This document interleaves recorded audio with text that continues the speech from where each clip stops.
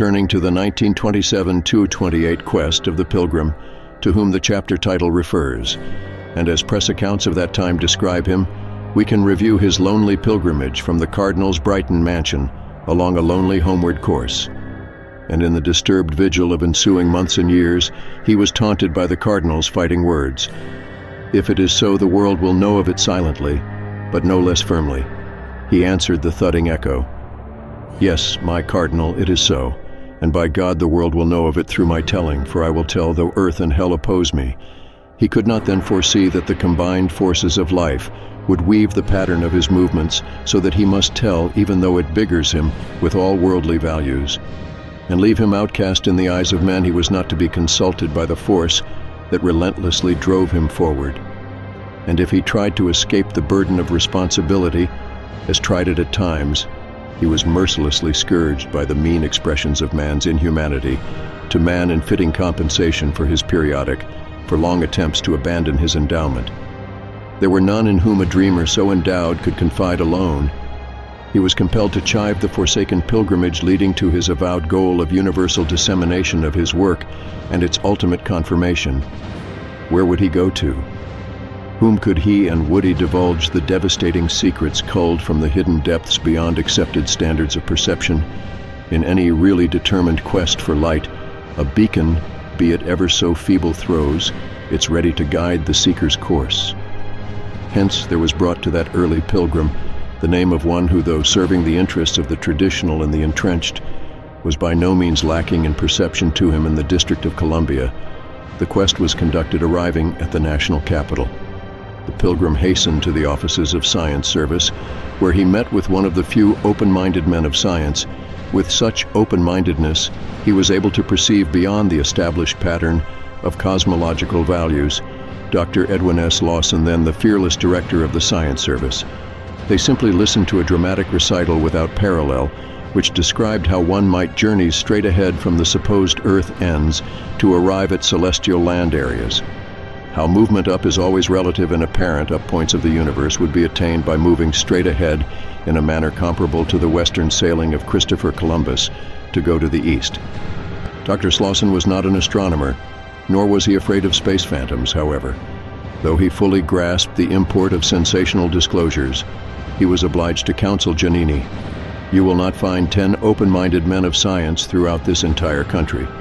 Despite such sincere counsel, 10 men of tolerance were thereafter ardently sought. It mattered little to the pilgrim, whether they bore the label of scientists or something else. If they existed and could assist in the cause, they should be found Zeo born of relentless obsession, would tolerate no cessation of the quest, which was expected to develop the means for adequate disclosure and ultimate confirmation and receptions. Extraordinary findings, he realized at an early date in the pilgrimage, that expensive stratosphere ascend and elaborately equipped expeditions beyond the North Pole and the South Pole would be required for essential confirmation of his disclosures, and with such realization he was painfully aware that he was a dismal pauper. According to this world's standard of values, he had no way of knowing that his utmost wish would be gratified through the physical initiative of others who would see to it that confirmation would be developed, the required stratosphere ascend, and expeditions would be made. Though he were willingly risked his life in pioneering stratosphere ascension to procure proof, and in a dangerous journey to land he knew continued beyond the North Pole and the South Pole. His earnest appeals for adequate financing of such projects fell upon deaf ears. Never relinquish the idea of immediate physical confirmation. Of his disclosure is in the manner of its attainment. He journeyed to California, where at the California Institute of Technology, he met that institution's president, Dr. Robert Andrew Millikan. He believed that Dr. Millikan, who had been recently accomplished isolation of an electron and was acclaimed, the world's outstanding physicist, would be endowed with the open-mindedness necessary for a program developing confirmation of the extraordinary disclosures the famous physicist graciously afforded the hearing that presented pertinent features of the original treatise, Physical Continuum, also known as the Giannini concept. There was no doubt concerning Dr. Millikan's interest, yet his counsel and only contribution to the cause was expressed in the following: Giannini, it is your work, and only you can give it. since words cannot confirm you, words cannot deny you. My best wishes for your success." His words in that remote summer of 1928 were certainly friendly and well-intended, but to the lonely and unaided pilgrim, they held a dismal echo of the preceding summer's dictum from the Cardinal's mansion. "If it is so, the world will know of it, Giannini. You will not find 10 open-minded men of science in this entire country." In his youthful enthusiasm, he became scornful of the lack of constructive initiative from arbiters of the established order of things scientific throughout the weary pilgrimage of years. 1,001 clutching tentacles of despair sought throttling hold upon his spirit alone, with a soothing balm of Nara's illness. Silent and spiritual desert nights where he had temporary sanctuary, he often whispered a devout prayer of atonement to that inscrutable force which guided a dreamer's destiny. "Padre, mio padre, mio, show me the way." Then it would seem that the myriad beacons of the desert sky would direct his course back to California, to that fabulous land of the setting sun, where there seemed to remain some remnant of the pioneering spirit, and keeping with broader horizons, there were miracles of nature as vast performance taxed credulity. It was believed there might be less of that finely developed cynicism infesting eastern metropolis, whose lights had fled, whose garments dead, and where dreams had been long verboten. It was hoped there might be found the sordid but necessary means for dreams' fulfillment through the cooperation of the mastiff annoncier, Ahmadi. O. Peter Giannini Hua Glenn recently endowed the Giannini Agricultural Foundation at the University of California with $2.5 million, whatever his hopes may have been. It was enough that the land of the Golden Gates had beckoned. The pilgrim proceeded to San Francisco. Then, in a rapid series of events during the remainder of 1928, his work was expounded before faculty members of the University of California, at Berkeley, at Santa Clara University, in Santa Clara's bountiful Valley of Orchards, at the single SE State Teachers College at the United States Naval Observatory on Muir Island, and of the Archbishop Edward Hanna presided. Little time was lost in an itinerary that subsequently took him to Los Angeles, where his treatise Physical Continuum harshly invaded the University of Southern California and the University of California at Los Angeles. It was later heard by prominent representatives of the Hearst organization, who were then preparing for the historical Hearst-Wilkins Antarctic expedition of 1928. His unquenchable order was manifested in every quarter where his cause might be advanced. He was heard in restricted academic circles, as well as in weekly lectures from Los Angeles radio station KFL. He was invited to accompany Captain Sir George Hubert Wilkins and Alan Lockheed, president of the Lockett Corporation, to a select meeting at the Breakfast Club in Burbank, where his cause was heard. Wherever it was considered that the work's interest might be served, he was to be found. It is understandable that a press dispatch of that time described him as the modern Columbus, who seeks the Queen Isabella somewhere in America, though I Queen might have possessed the means to equip a fitting expedition for the land discovery beyond the poles, or to provide funds for the required stratosphere essence. No Queen Duchess or Baroness ventured forth to ease a modern dreamer's burden.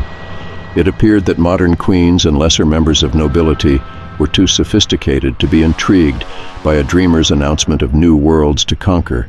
However, the dreamer in the dream did not perish for want of queens, duchesses, or other knob women. It was evident that a more alert nobility was to be found in San Francisco, for it was there that a ranking member of the church nobility, in the person of Archbishop Edward Hanna, made possible a hearing of the pilgrim's work by the faculty at the University of Santa Clara. The famed Jesuit, the Reverend Jerome, has recurred as J, who was popularly known as the Padre of the Rains, as a result of his accurate weather predictions, was perhaps the most interested member of the faculty audience. His interest would rightfully surpass that of the pure academician, because he was an atomic physicist and seismologist. When the hearing was over, Professor Ricard exclaimed with undisguised enthusiasm, "Giannini, if you succeed in proving your concept of physical continuum, it will represent the most realistic physical continuity of the universe within the history of man." Professor Ricard's teachings held that there existed a constant play of energy between all assumed bodies and particles of the created universe hall. However, His dignified membership in the Order of Theory Sun hearing to the cell position of 1533 did not deny him discernment that the 400-year-old theory failed to provide an answer to the universe, riddle the San Francisco call. At that time, featured an exclusive interview with the Pilgrim, whose extraordinary disclosure had been made at Santa Clara University.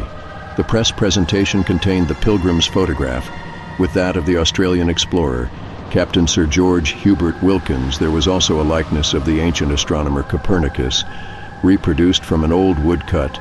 The feature dealt with Sir Hubert's forthcoming Antarctic expedition to discover unknown land beyond the South Pole Point.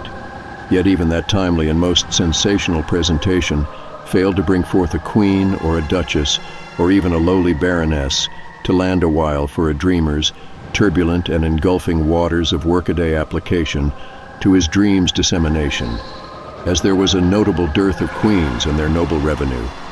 Kings of finance and members of their noble American order were also in absentia. No subsidy was to be hid from the famous banking house of Giannini, though its master Oma du Peter Giannini had been given personal knowledge of the dreams empowered. However, it must in fairness be acknowledged that his friendly reception and his expressed willingness to cooperate in other than a financial way held a measure of aid which was perhaps greater than any financial disbursement for the cause. Nor was there any assistance from the vast storehouse of private funds for the express purpose of advancing science in all its branches, regardless of sculpt. The overlovers of that storehouse expressed the utmost skepticism concerning a land which a dreamer knew existed. One of the few cooperative courtesies of the time was extended by the United States Navy through its senior professor of mathematics, who was also director of the U.S. Naval Observatory on Muir Island, California. He graciously permitted observations to be made with naval equipment. The more substantial and direct aid was then withheld by the Naval Research Bureau. He again met with the famous A.P. Giannini, whose problems of the time left him unreceptive to the Stratosphere project.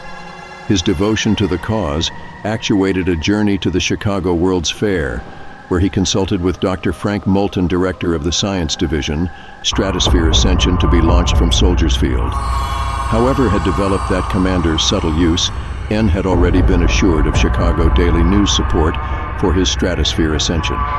Therefore, the Pilgrim denied his own ascent, and fully convinced that Commander Saddle would not achieve sufficient altitude for photographic roof, took advantage of every opportunity to influence others who were favored by organization financing and who might be able to procure requisite confirmation. It was with such an prospect that he arranged an invitation to inspect the Army Air Corps Stratosphere Ascension equipment at Wright Field, Dayton, Ohio. And it was there that he directed Captain Albert W. Stevens, USA, to achieve a 14-mile altitude. If it was physically possible, he then knew that such altitude would be required for photographic confirmation of terrestrial skylight in the U.S., or a globular and isolated appearance of any sky area photographed in the case of polar expeditions. To confirm this disclosure of that unknown land existed and extending beyond both pole points, it was considered imperative that some known explorer of polar areas be convinced of the reality of physical continuity. To that end, he determined to present the subject to Captain Sir George Hubert Wilkins, who at that time, September 1928, was about to embark upon the Antarctic expedition, sponsored by the Hearst newspaper and Dress O.